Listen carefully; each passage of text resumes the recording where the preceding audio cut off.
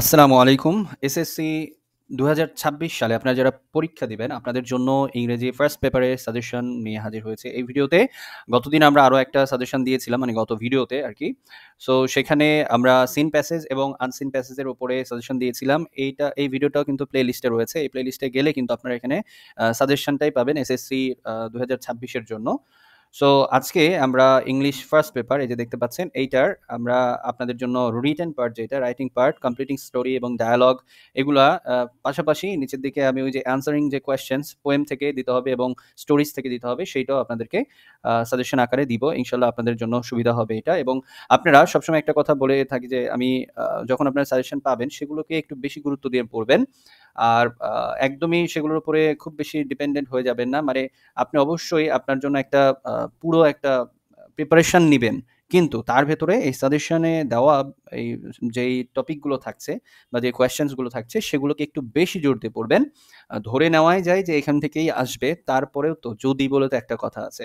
So আশা করি আমার কথাটা আপনারা বুঝতে পেরেছেন। আর কথা না বাড়াই, আর যারা এখনো আপনারা সাবস্ক্রাইব করেননি আমার চ্যানেলটা, দ্রুত সাবস্ক্রাইব করে ফেলবেন এবং ভিডিওটা শেয়ার করে আপনাদের বন্ধুদের কাছে পাঠাবেন যাতে করে তাদের উপকার হয়।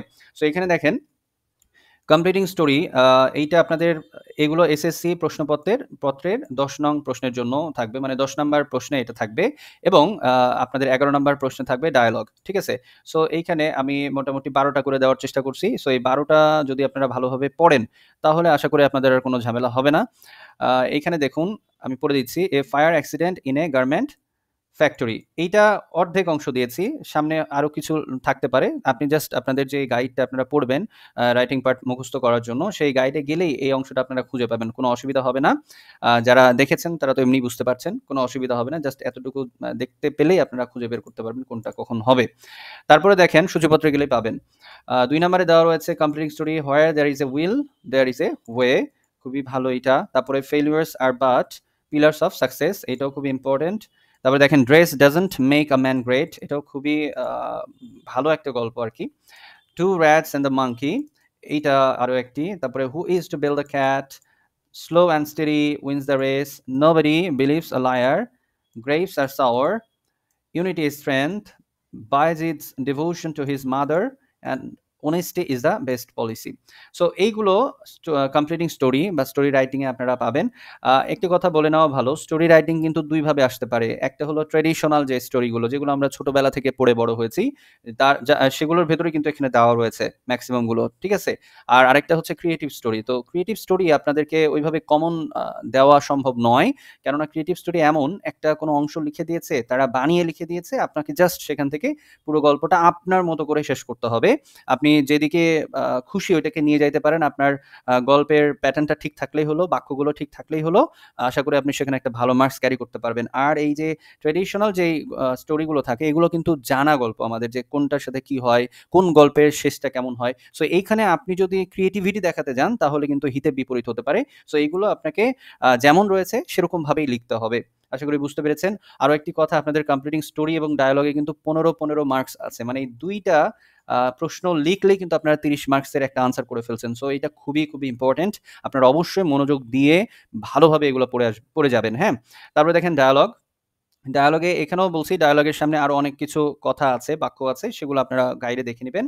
জাস্ট এতটুকু লিখে দিয়েছে, এটাতে আপনারা খুঁজে পাবেন, কোনো অসুবিধা নেই সূচিপত্রে গেলে।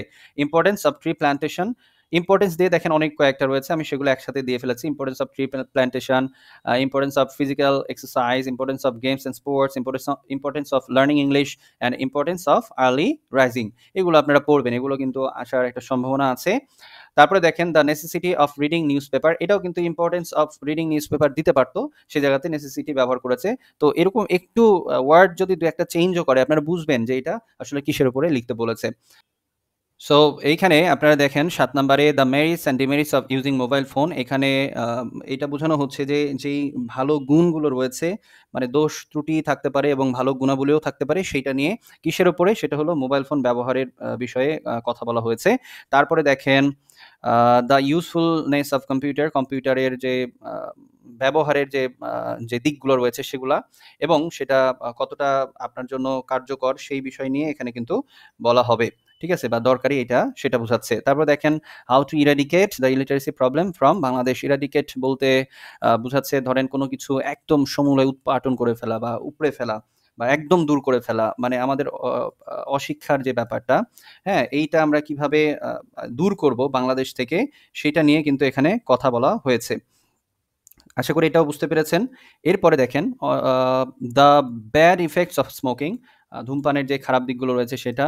তারপরে দেখেন the remedial measures of dengue. ঠিক আছে? আপনাকে এই যে ডেঙ্গু আমাদের যখন হয়, এই ডেঙ্গুর ক্ষেত্রে আমরা কি, কি করতে পারি? এটার জন্য আমাদের পদক্ষেপ কি, কি নেওয়া যাইতে পারে? বা ঔষধি যে গুণাবলী বা আরোগ্য লাভের জন্য যে আ প্রতিষেধক আছে, সেটা নিয়ে কথা বলছে, হ্যাঁ? ১১ নাম্বারটাতে। তারপরে দেখেন the advantages and disadvantages of village life and town or city life, এভাবে লেখা থাকতে পারে। সুযোগ সুবিধার দিক থেকে কোনটা আ বেশি সুযোগ, কোনটাতে কম সুযোগ, এই বিষয় বোঝাচ্ছে। সো এই ১২ টাও আপনারা ভালোভাবে পড়ে নিবেন। আশা করি আপনারা কমন পাবেন ইনশাআল্লাহ। কেননা এগুলোই আসলে ঘুরে ফিরে আসে। আর আরো একটি কথা বলে নিই, আপনাদের যে এই যে দেখেন এই ম্যাচিং, রিঅ্যারেঞ্জিং সেন্টেন্সেস, এগুলো তো আপনি জাস্ট এগুলোর জন্য আপনারা বোর্ডের যে কোয়েশ্চেনস গুলো রয়েছে সেগুলো আপনারা পড়ে নিবেন। মানে এটা হচ্ছে আপনাদের এসএসসি কোয়েশ্চেন কোয়েশ্চেনে ৬ এবং ৭ নাম্বারে থাকবে এগুলা। একটা হলো ম্যাচিং করা লাগবে, আরেকটা হলো রিঅ্যারেঞ্জিং সেন্টেন্সেস। সো এইটা আপনারা বোর্ড কোয়েশ্চেনস গুলো একটু ফলো করবেন। চলুন এবারে আমি দেখিয়ে দিই। নিচে আমি যেটা বলেছিলাম যে আপনাদের ৮ নাম্বার প্রশ্নে যেটা থাকছে, আ কবিতাগুলো থেকে ৮ টার মতো কোয়েশ্চেন করা থাকবে এবং সেখান থেকে আপনাকে ৫ টা লিখতে হবে।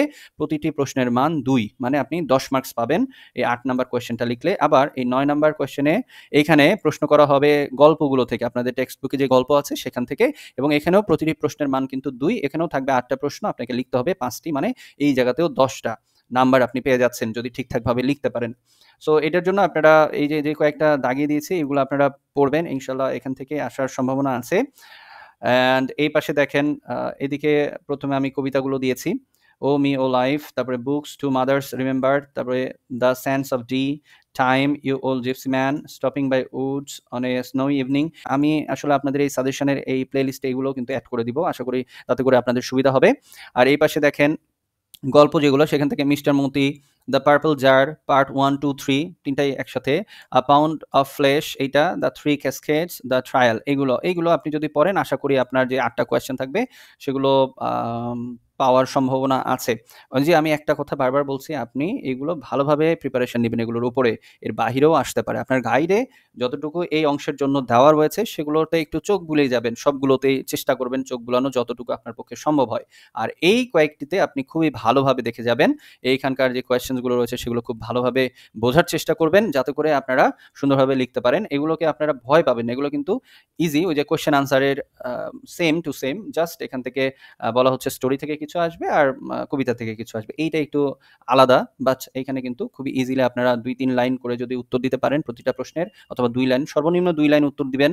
আ বড় আপনি ৩-৪ লাইনও দিতে পারেন। এইভাবে আপনারা এটা লিখলে কিন্তু একটা ফুল মার্কস পাওয়ার সম্ভাবনা থাকে ইনশাআল্লাহ। সো আর কথা না বাড়াই, আপনারা অবশ্যই আমার সাথে থাকবেন এবং পরবর্তীতে আরো আপনাদের যে ইংরেজি সেকেন্ড পেপার রয়েছে সেটার উপরেও আমি সাজেশন দিব ইনশাআল্লাহ। সো আবার দেখা হবে, আবার কথা হবে এই বিষয়টা নিয়ে। সবাই ভালো থাকবেন, সবার সুস্থতা কামনা করছি।